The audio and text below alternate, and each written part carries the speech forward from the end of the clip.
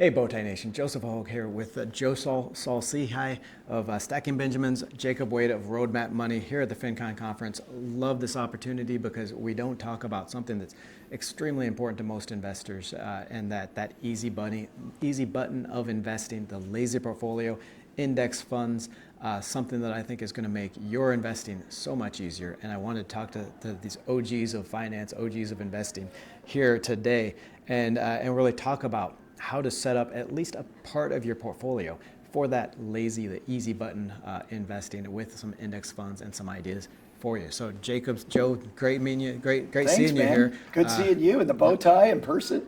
Exactly. Looks great. So let's get started. Tell us a little bit about your investing philosophy, how you invest your own money. I think it's amazing to always hear that firsthand of how people that talk about money. I know you guys talk about wealth and FIRE and Coast quite a bit, but how do you invest your own money? Yeah.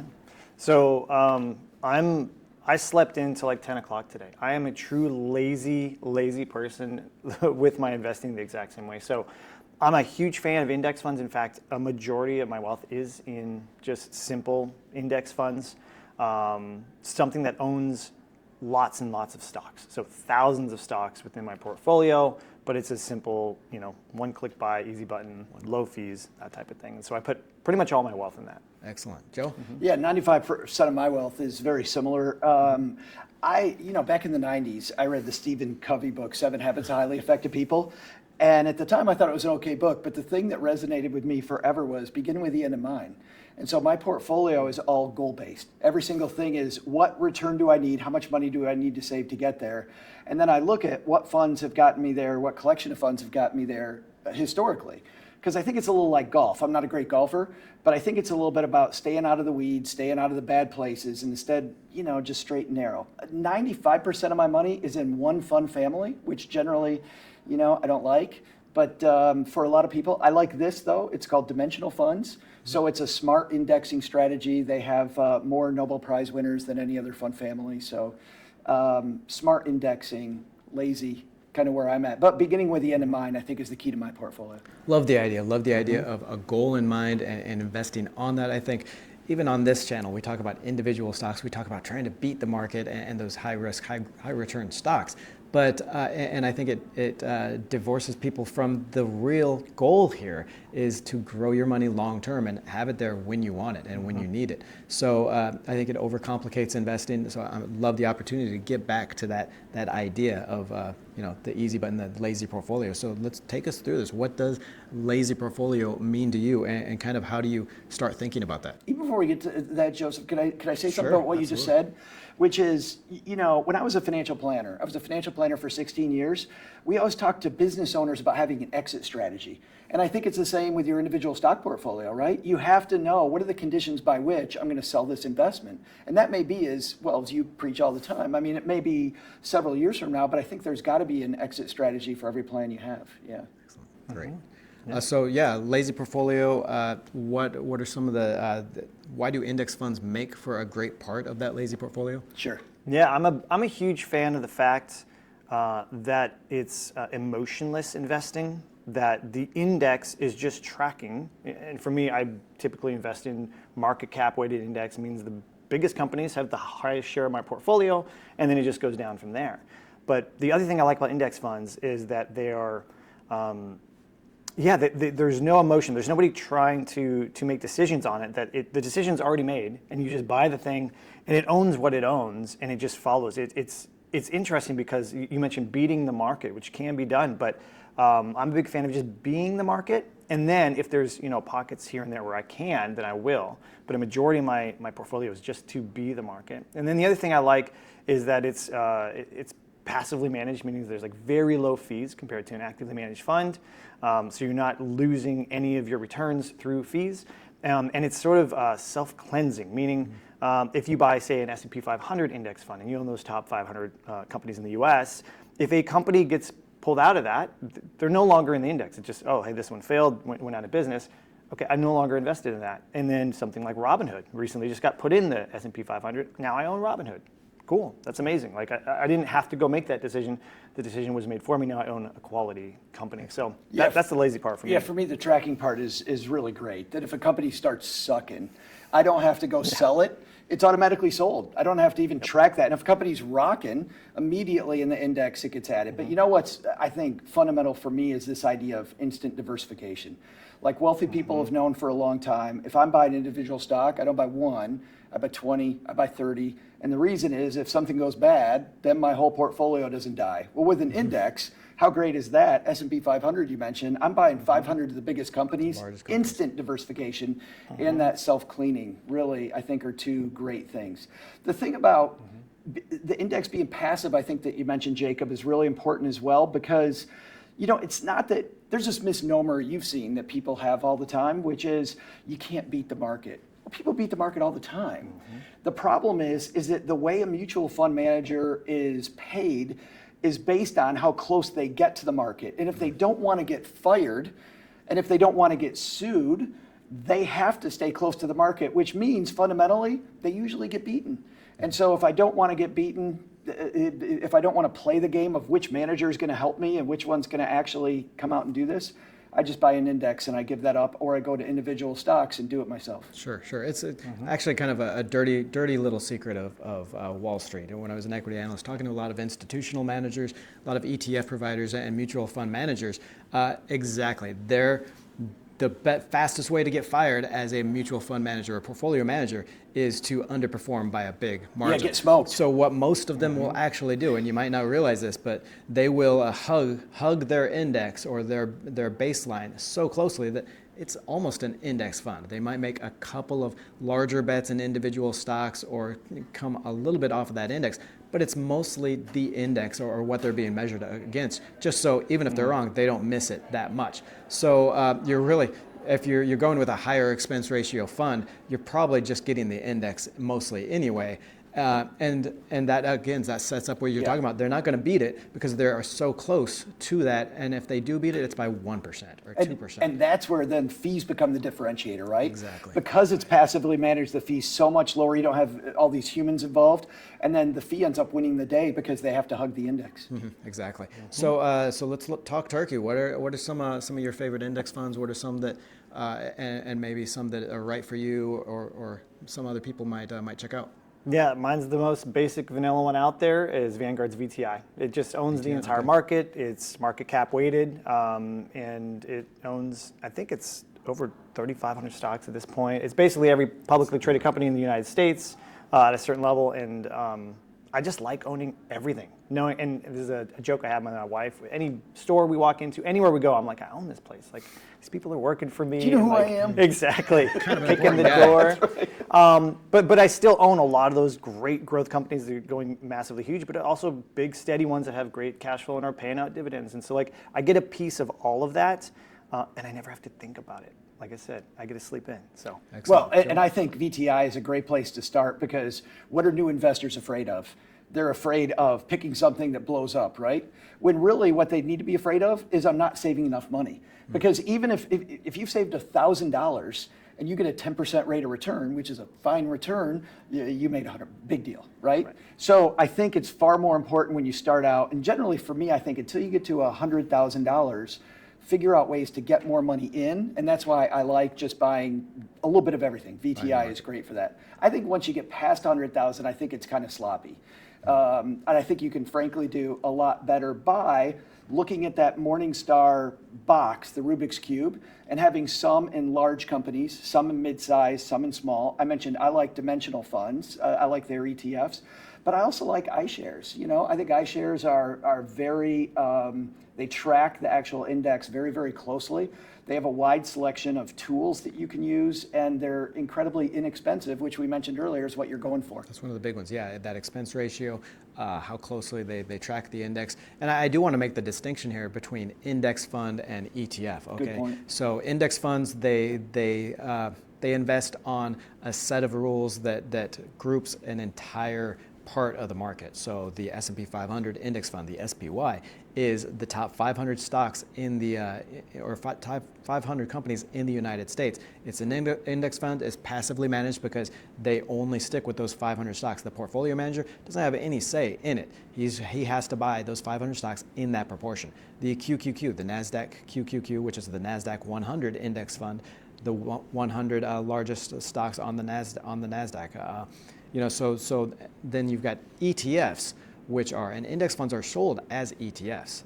Then you got ETFs that are a little bit more actively managed, and they'll maybe go after different themes. So like the cyber, the CIBR, which is the cybersecurity ETF. Great index fund, or great ETF, excuse me, and great set of stocks. I like the theme, but it's not that broader index fund that be the market kind of idea. You are a theme here. You are the cybersecurity theme. So there is going to be some difference there. Can we do one more distinction, Joseph? Sure. Which is ETF versus mutual fund. Because as lazy investors, right. I prefer ETF over mutual fund. And generally, you can tell the difference because a mutual fund will have a 5-letter ticker symbol. Most ETFs have a 3-letter ticker symbol. Mutual funds came to be really in the 1940s, and it's older architecture. You can only get in or out at 4 o'clock in the afternoon. So it's like a subway, and you buy it it doesn't matter when you buy it, you're getting on the boat the next morning or at the end of that trading session. With an ETF, you can place stop losses if you want to. You can get in or out at any point during the day. Now, as a lazy investor, I'm not doing that, but I like the ability to do that. The last thing I like about an ETF over a mutual fund is, in a mutual fund, because it's older architecture, it's hard for them to distribute gains, to distribute all the tax things. And ETFs with the newer architecture, they found ways to be able to swap things in and out, so you're not going to be tax burdened in a taxable account like you would in a mutual fund. So if you have a choice between the mutual fund and the ETF, choose the ETF every time. Always ETF. There is for any mutual fund you find or that you already have, there is going to be an ETF that invests in almost exactly the same stocks. Yeah. Okay, especially if it's an index fund because it's based on that index. So find the ETF for that and invest in the ETF instead because the expenses are usually much lower and it's much more tax efficient. You're not going to be paying the taxes. You don't pay any taxes until you sell that ETF. With mutual funds, you're going to have to pay taxes every year according to what that mutual fund manager is buying and selling. So great distinction there between those. How often should people be rebalancing, checking their index funds, if at all? Warren Buffett's time horizon is forever. Should people take that same approach with their index funds? Studies show that if you rebalance your portfolio more than once a year, the juice really isn't worth the squeeze. That said, I have what's called an investment policy statement. I don't want to be an emotional investor, so I have these policies that I follow. I rebalance twice. I know it's mostly a waste of time. And I also have a band, Joseph, where if it goes below 15%, if the market drops 15%, I rebalance again to try to rebalance by selling the stuff that has lost less and buy more into the stuff that's lost more, looking at reversion to the mean. Because I'm an index investor and it's going to revert, I'm hoping to buy low using that strategy. So twice a year for me, and then when market conditions, that 15% down happens. Okay, but let me back up because I'm a horrible interviewer. I should have set that up with, rebalancing is when you go into your portfolio, you look at your different investments, whether it is individual stocks, index funds, ETFs, and you start moving, you start adjusting how much you have in each. So let's say you started with $100 in 5 stocks or index funds. One of them was NVIDIA. Now you've got $5,000 or $5 million in NVIDIA. I don't know what it would be, but it would be pretty high. And that is your entire portfolio, because NVIDIA has done so well. So you've got all this risk in one stock, and the rest have done well, but it's so much risk in one thing. So you would take some of that money off the table of NVIDIA. You would spread it further out in some of those are index funds. A lot of times you're also talking about your bond ETFs, the safe haven investments in bonds, your real estate ETFs, things like that.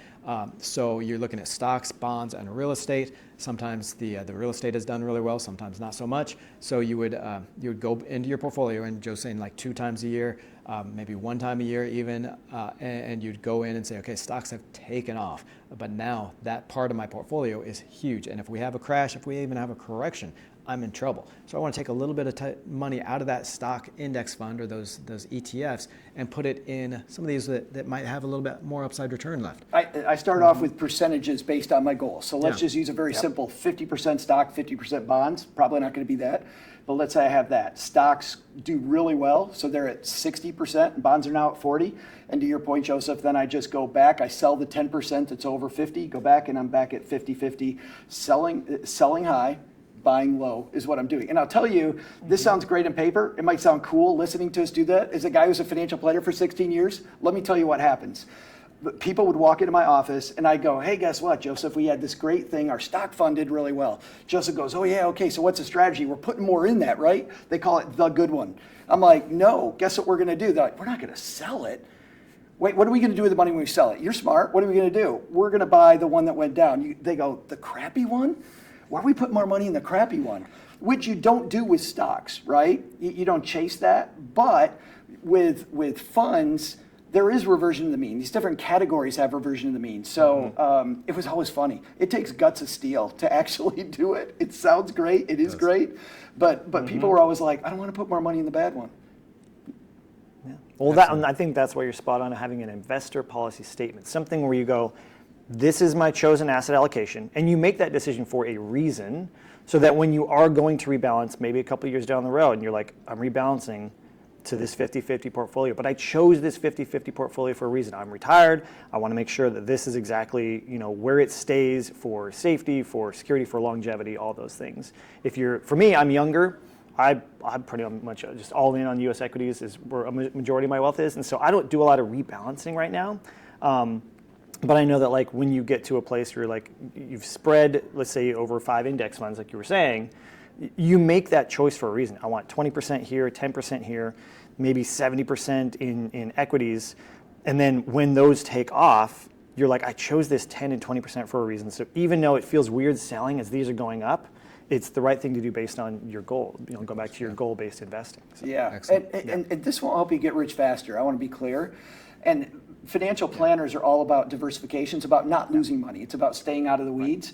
Rebalancing will actually just help you control risk. If you really want to get rich faster, diversify less, right? Diversify less, and it's going to go up more or it's going to go down more. You're going to increase what's called your standard deviation that way. But I want to be clear, rebalancing is just to help you take less risk. Okay, that's excellent. And so, and on this channel, we talk a lot about individual stocks and what to buy right now, right? And so I love the opportunity of coming back to this bigger picture, broader index funds and safer strategies. But I understand people still want that active investing. They want to try to beat the market, even if it's better to be the market. What do you tell somebody that says, "Oh, those index funds, they're so boring. I'm never gonna make any money"? What do you tell someone for that? I tell them they are, but boring builds wealth. Just like if you want to start running and you're like, I'm going to run a marathon. Well, you're going to start by going out and running for a minute and walking for 30 seconds, and then running for a minute and walking for 30 seconds. And then over time, you're going to slowly build up that momentum.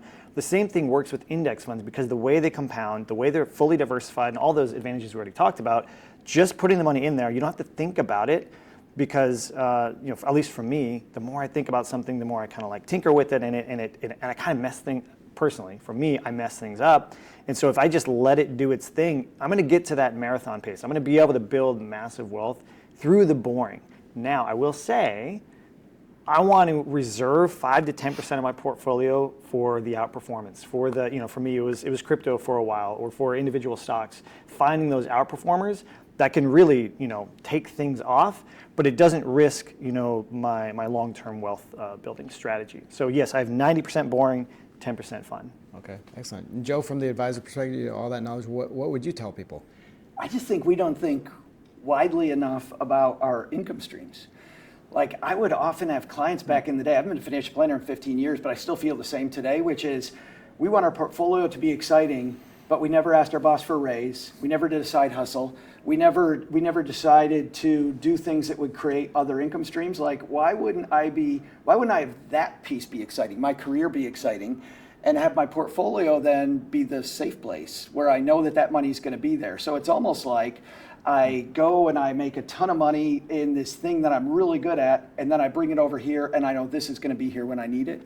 Now, that's not for everybody, right? A lot of the time we do want the portfolio to be exciting, but I do think widening that lens and where do I want things to be exciting?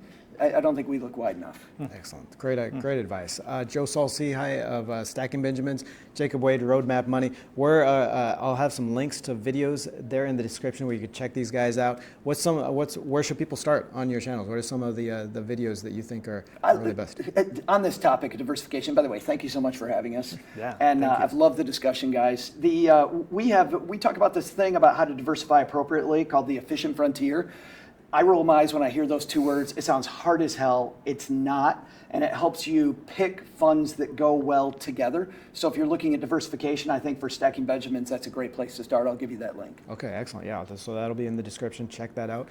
Yeah, and my focus is more on financial independence and sort of how to build wealth boringly, but through a long-term lens. But I focus specifically on a milestone called Coast Fire, meaning you put enough in your investments, and if you sleep in every day and ignore them for the next 20, 30 years, you're going to still have enough to retire, even if you never put another penny in. So I have a few videos where I talk about how I got to that point and how I quit my job and traveled around the country in an RV for a couple of years because hitting that milestone. So I'll give you some links to that. Yeah. We all want to be Jacob when we grow up. Sleep in every day. I like the idea of that. You got me there. You had me at sleep in. So yeah, I will have those links in the description. I appreciate it, guys. Thank you again. Yeah. Thanks, man. Thanks so much.